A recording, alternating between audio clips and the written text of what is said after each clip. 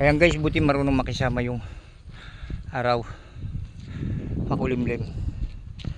Ayan, naka 2, 4, 6, 8, 10, naka 20 na tayo. So ngayon haakot na tayo. Ayan, nakapag-iram ako ng kolong-kolong kay Mang Dagul. Ayan, shoutout kay Mang Dagul. Ayan, maraming salamat. Ayan, ano lang, sakay ko lang siguro rito mga 6, 7 maganon,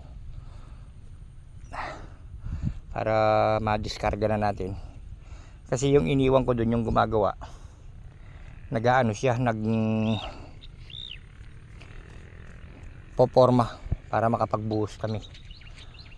Ayan guys, pahinga lang tayo ng konti para may lakas tayo. Iinom muna tayong tubig.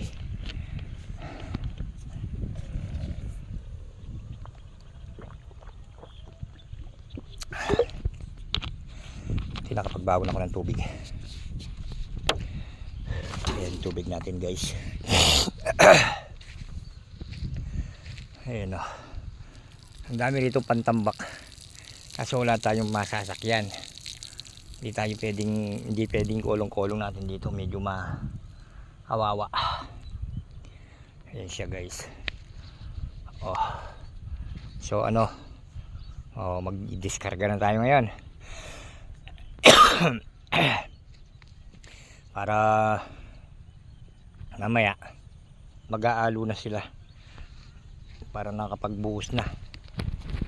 Ayan guys, yung ating dali lang yung magano ng buhangin dito guys. Ang problema yun nga, yung pangakot, hindi naman natin pwedeng biglayin yung mga ganito kasi gawa nung yan pero matibay.